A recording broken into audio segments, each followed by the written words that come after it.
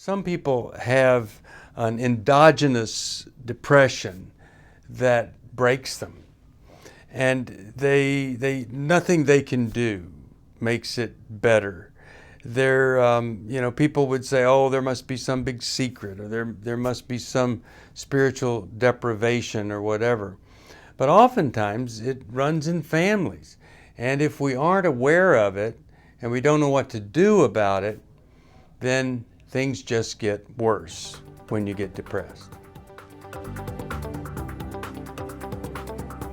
From New Life Ministries, this is Going Deeper with Stephen Arterburn. I'm Stephen Arterburn. And Going Deeper is all about taking the tough issues, the hard issues of life, looking a little bit deeper inside so that we can gain some insight into our lives. Hi there. Welcome to Going Deeper. I've been going through the alphabet. I've been going deeper into the alphabet, and I just finished up another letter, and it's the letter D. Well, you could say maybe D stands for going deeper, but no, it doesn't. D, I'm going to talk about the word that starts with D, that I think we've had less progress in this area than just about any other area that I've worked with. I started working with severely depressed people back in 1977. I was going to seminary, and I wanted to experience folks that literally were about as broken as you could get. I felt like that would give me some insight that I would never get just taking some classes and things in counseling, and it certainly did. And when some people end up depressed, it's not a bad mood, it's not a reaction to something horrible. Some people have an endogenous depression that breaks them, and nothing they can do makes it better.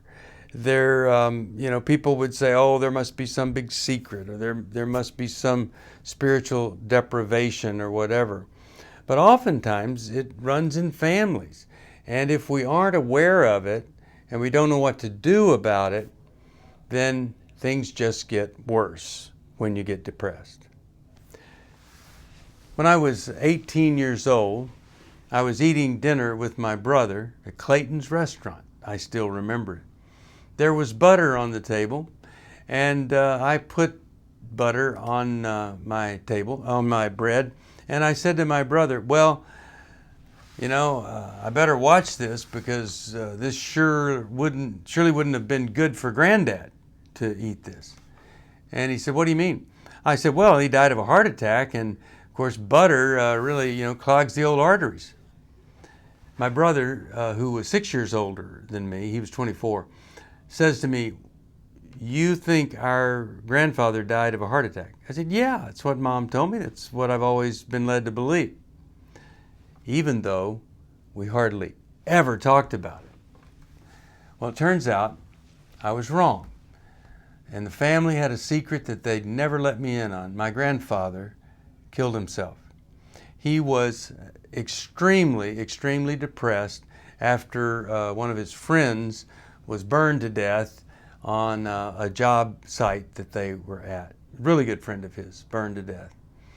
He sunk into a deep depression, couldn't get out of it, and at the time they were doing electric shock or electric convulsive therapy, and they weren't sedating folks. So while he was fully awake, they hooked up the electrodes and shocked him. And of course the whole theory is that it's like if someone were out of control, you'd slap them in the face and they'd wake up. Or you've got all of these molecules and chemistry all messed up. If nothing's working, let's zap it and see what happens. Now, it's amazing over the years the stories that I've heard about that treatment actually working. I mean, it's barbaric, and I don't recommend it to anybody. But it worked with him, as I've heard that it's worked with others. And he came out of the depression. But he said this when he got home. He said, "I will never go there again. I would rather die than to go through that kind of treatment again." Well, he stayed in pretty good spirits for a while, But then the depression started to return. And rather than go back, or rather than get any kind of help, my grandfather went out to the garage, put a shotgun in the tire well of the car, and put it in his mouth and blew his brains out. That's what happened. Sadly, my mother was the one to find my granddad, and it devastated her.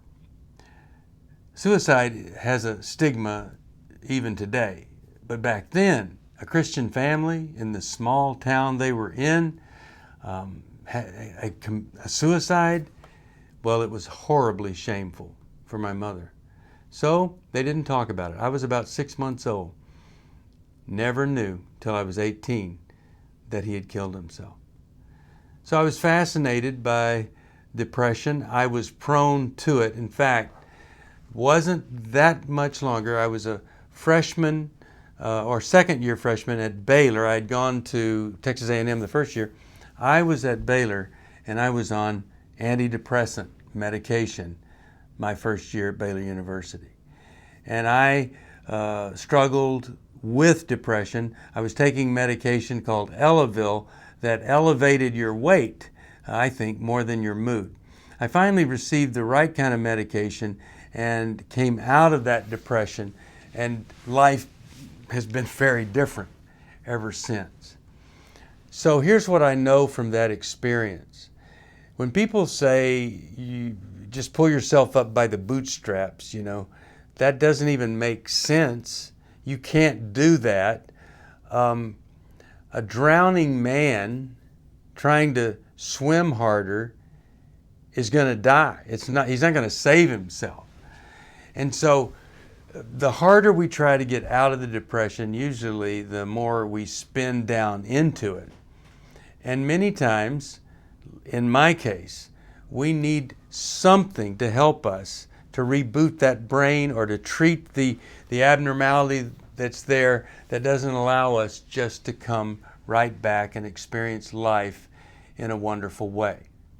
So the first thing that I want to say is that when a person is depressed and they need medication, we want to support them in getting that medication, and we don't want to shame them for that.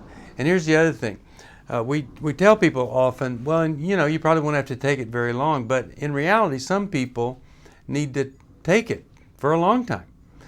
Especially like bipolar folks that go from manic to depressive, and they miss that mania and they get off their medication, and then they slip down into a deep depression that's very hard for them to get out of. So medication is okay. I've said this before, that when Jesus healed the blind man, he spit on the ground, used mud, an external substance. He could have just said, okay, you're healed, but an external substance. And the man was healed. It wasn't the mud that healed him. But I'm just saying, I wonder if that was kind of a message that sometimes we need to use some things. Paul, very specific with Timothy, your stomach's really bothering. Drink some wine there, buddy, and get that taken care of. Sometimes we get mood-altering chemicals confused with psychotropic medication. They're not the same. And it's really important that if somebody needs medication, if a psychiatrist who's well-trained, credible, and really has great ethics says this person needs this, then we ought to really consider that and not think there have to be 1,000 different other things. Now, having said that, I want to talk to you about some non-medication ways of dealing with depression. Any person who is depressed, who is not exercising, is missing out on something that sometimes is just as effective as medication in successfully treating depression. So exercise isn't just a second chance hope for healing depression. It really is, whether you're on medication or not, you need to be doing it. And if you reach that point where morbid obesity is involved, then of course it's hard to be depressed and work on the weight at the same time, but we have to do that if that's preventing you from being able to exercise. So more than anything, we need exercise if we're depressed. When I was in a deep, deep depression, this was about 4 years after college, I sank into a deep depression again. And one of the things that was so important for me is I had a golf club and a putter, and there was, in Fort Worth, there was a golf course out by the dam, and I would go out there, and with a golf club, an iron, and a putter, I would hit the ball, but it didn't matter about the kind of golf I played. I was outside. I was breathing fresh air. My legs were moving when all I really wanted to do was to stay in bed. And I think that golf course might have saved my life. So you need to move.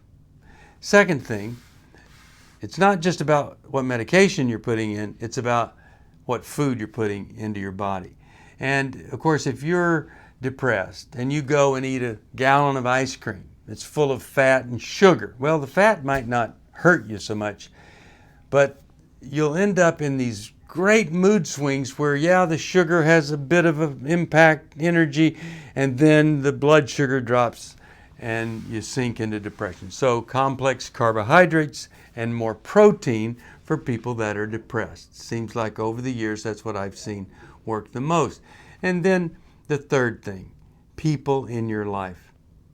If you've got destructive people, you have to find in a support group, a therapist, a recovery group, a Bible study, you have to find people that can give you the support and encouragement that you're not getting back home in your marriage if it's really destructive.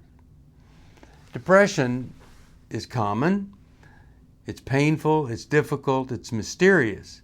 And the big fear when you have it is that you're going to sink down to a level that you can't return from. But I believe that, you can.